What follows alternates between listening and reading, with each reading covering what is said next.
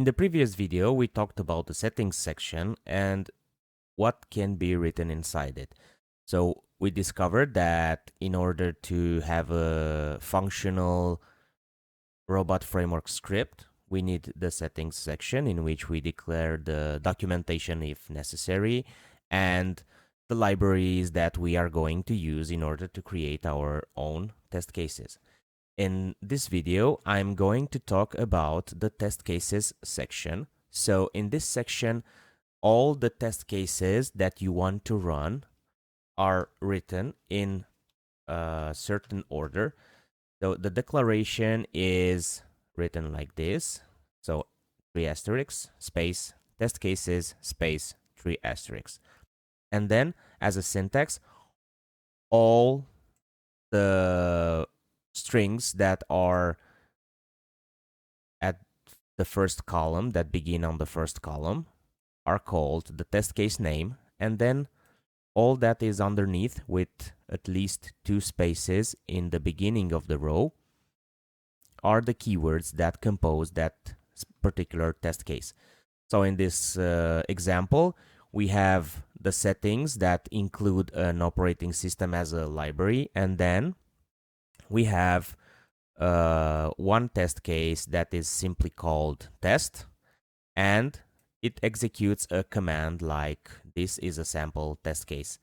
If we follow the previous example and we try to execute this case, so test case 1 point robot, we will get an execution like this saying that the test with this name was executed inside the terminal. Now, there are 2 main ways of organizing your project files and your test cases depending on your needs. We will cover both of them, and in the end, you will be the one who decides what approach is best for you. So let's say I want to create another test case for this example. I would go to my tests folder, I would right-click, new file, and let's call this test case 2.robot. Again, I will have a settings section and I will have a test cases section. In my settings section, maybe I want to declare a command library. I would do it by typing library and then let's say again, operating system. So now I know that I'm able to call any keyword that belongs to this particular library. And I will have a test case called test2. And in here, I want to simply log a message like before. And I want to log it as this is my second test case. So now I have the big folder called tests that contains 2 actual automated scripts, test case 1, which logs this message, and test case 2, which logs this message. If I want to execute them, there are a few ways of doing that. So first of all, let's say I only want to execute test case 2, which is in this folder. So I would go ahead and type robot. And as I mentioned earlier, I need to give it the path to my test case. In this case, it will be tests/test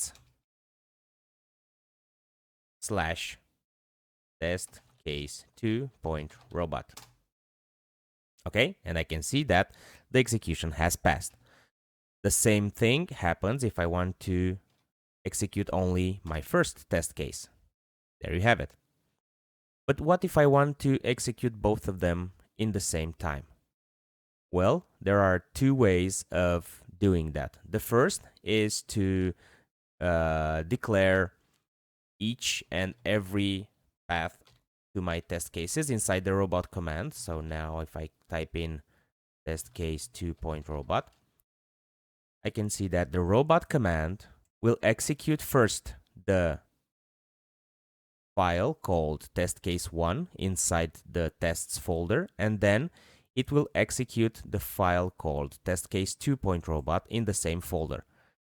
You must keep in mind that when you are using a syntax like this, each path is relative to the project path. So in the first case, I'm leaving from the test project folder, and I'm going down into the tests folder, and I'm reaching my test case, whose name is test case 1 or test case 2.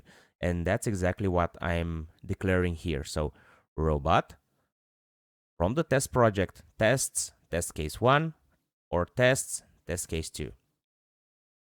If I execute that now, okay, we are getting an error, and that is good. And the error is that robot could not parse the test/test case 2 robot file because I actually made a typo in here. The folder name where test case 2 is located is not test but tests. And now if I correct that and hit enter, the execution happens normally. Now this is the first way to execute multiple test cases, but what happens if you have let's say 100 test cases in the same folder?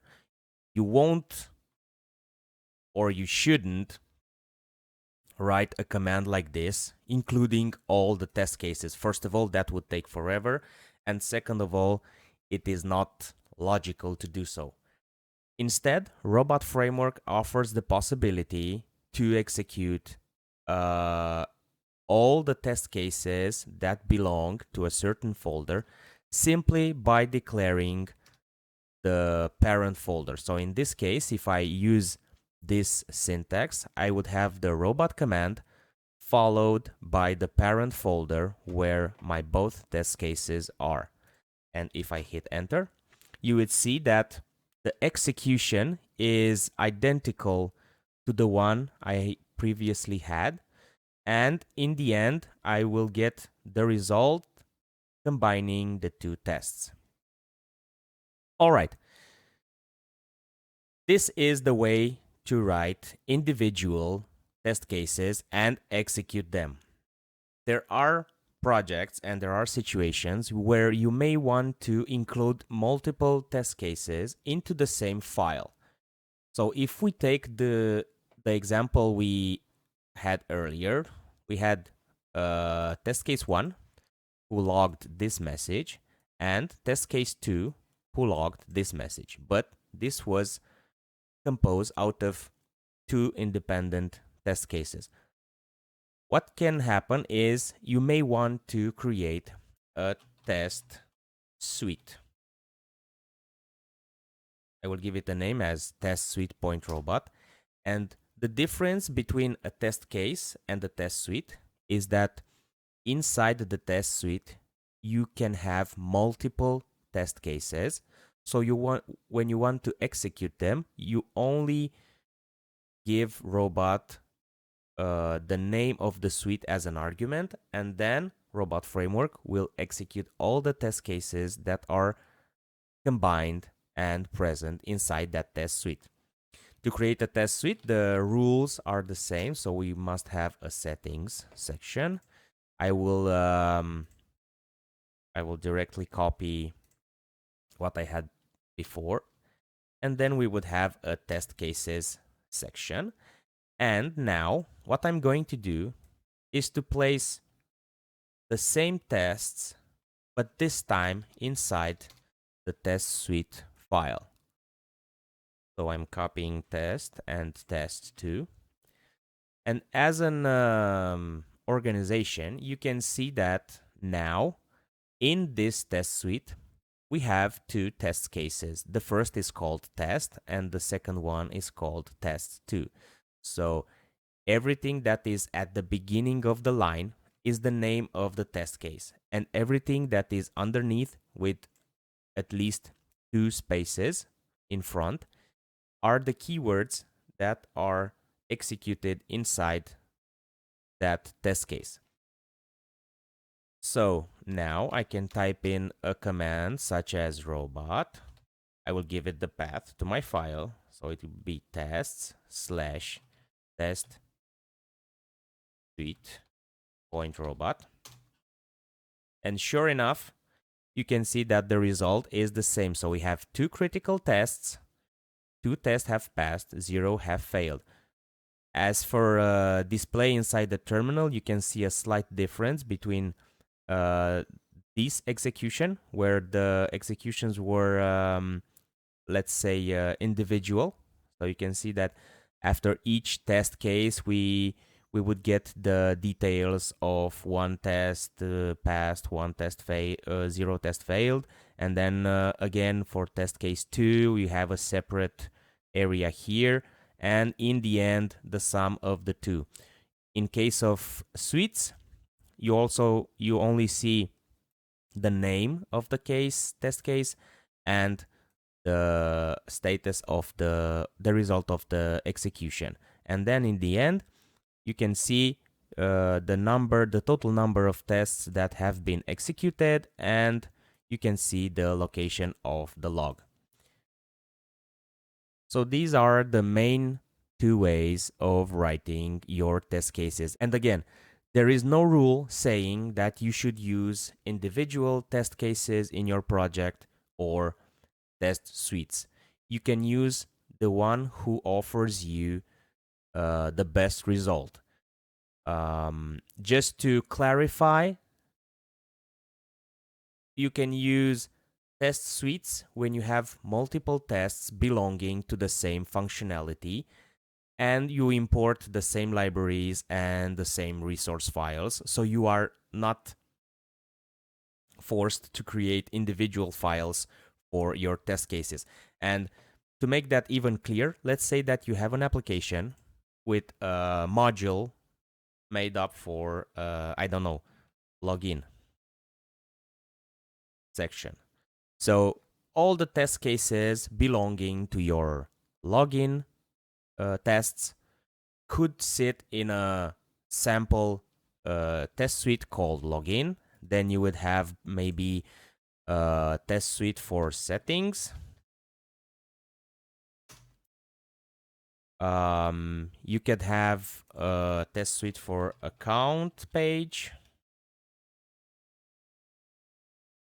All right, so if you look at your project structure, you have multiple test suites with multiple test cases inside them, who all execute the same tests or tests belonging to the same group of elements. Now that we know the basic structure of a robot framework script, and we went through the settings and the test cases section, I will tackle the execution and the logs in the next videos, so you will have a better understanding about the test cases, the execution, and how to analyze the final results. Again, if you want to learn more about this tool called Robot Framework and you want to see more videos on the subject, don't forget to like and subscribe, and I will be back with more videos soon.